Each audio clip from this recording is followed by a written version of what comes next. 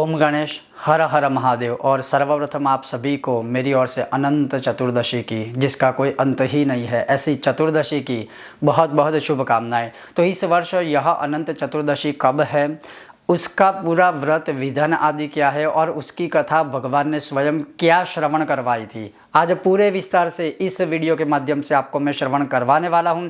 अगर आपको यह विषय वीडियो पसंद आता है तो लाइक कीजिएगा, शेयर कीजिएगा, चैनल पर नए हो तो सब्सक्राइब करके घंटी का आइकन अवश्य दबाइएगा। तो चलिए शुरू करते हैं। सर्वप्रथम यह अनंत चतुर्दशी इस वर्ष कब है, तो 28 सितंबर बृहस्पतिवार को इस वर्ष अनंत चतुर्दशी है और उस दिन व्रत की पौर्णिमा भी है।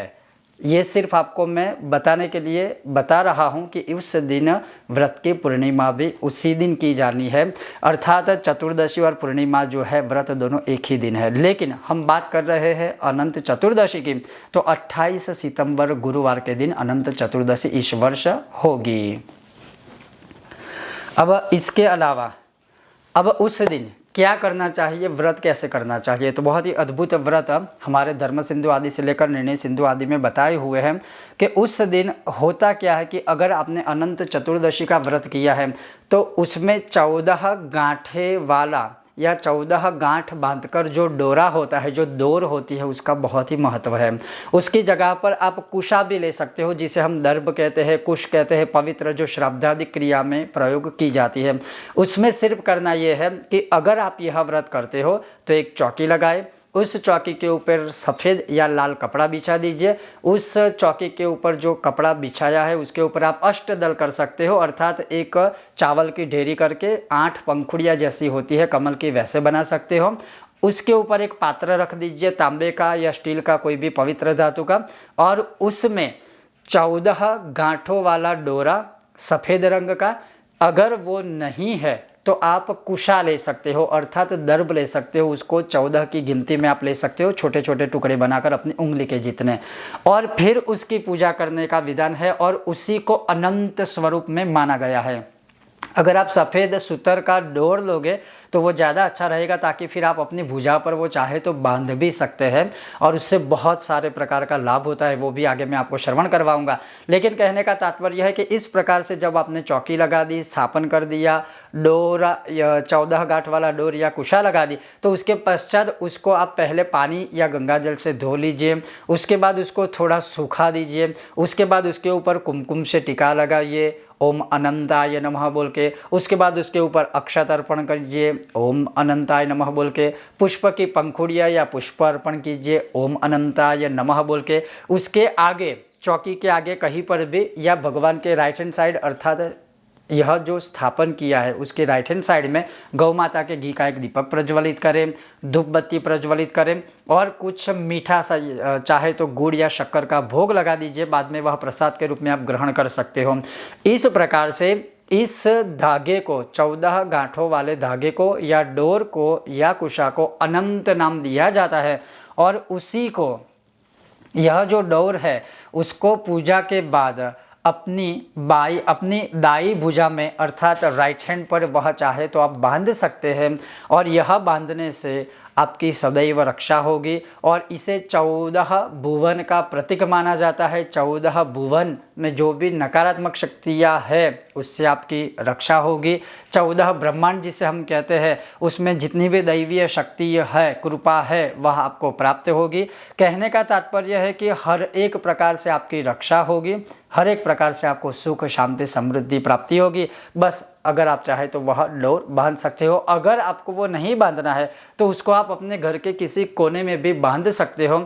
और अगले वर्ष जब आप नया ऐसे अनंत चतुर्दशी का व्रत करते हो, नया डोर बनाते हो, तब पुराने डोर को आप जल में विसर्जित करके नया डोर हर वर्ष इस प्रकार से आप चाहे तो बांध सकते हैं।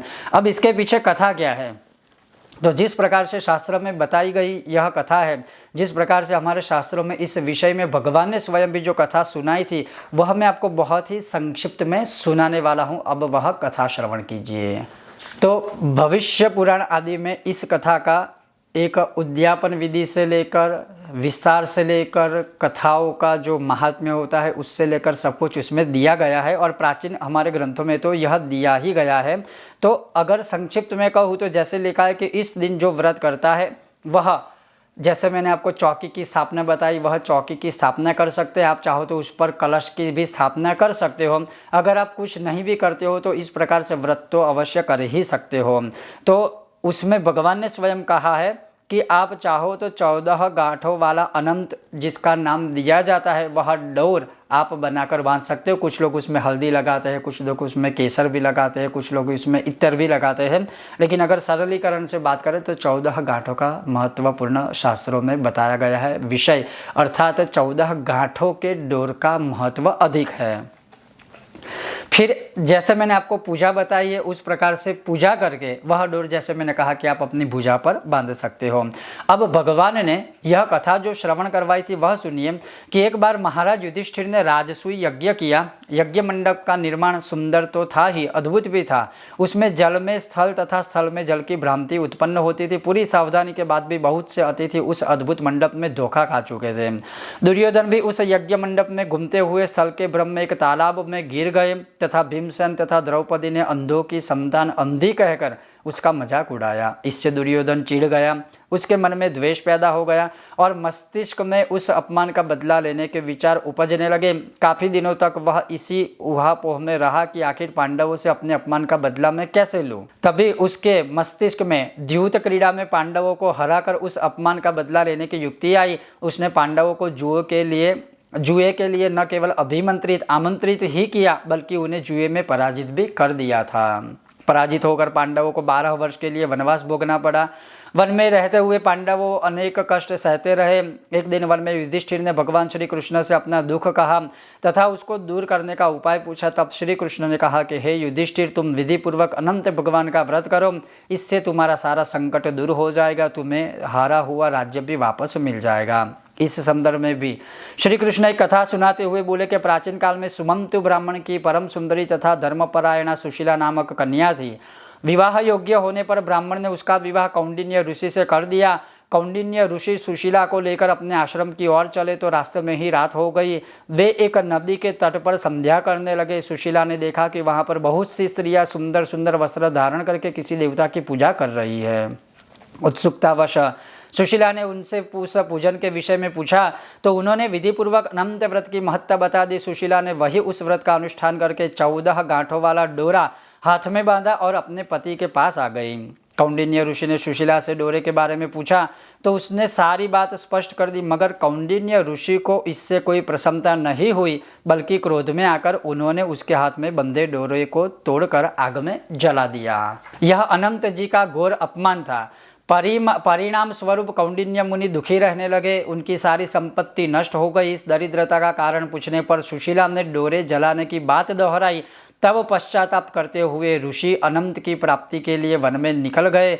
जब वे भटकते भटकते निराश होकर गिर पड़े तो भगवान अनंत प्रकट होकर बोले कि हे कौंडिन्य, मेरे तिरस्कार के कारण ही तुम दुखी हुए हो, लेकिन तुमने पश्चाताप किया है, अतः मैं तुम पर प्रसन्न हूँ। घर जाकर विधि पूर्वक अनंत व्रत करो। 14 वर्ष पर्यंत व्रत करने से तुम्हारा सारा दुख दूर हो जाएगा, तुम्हें अनंत संपत्ति मिलेगी। कौंडिन्य ऋषि ने ऐसा ही किया। उन्हें सारे क्लेशों से मुक्ति मिल गई। श्री कृष्ण की आज्ञा से युधिष्ठिर ने भी भगवान अनंत का व्रत किया, जिसके प्रभाव से पांडव महाभारत के युद्ध में विजयी हुए और चिरकाल तक निष्कंटक राज्य करते रहे।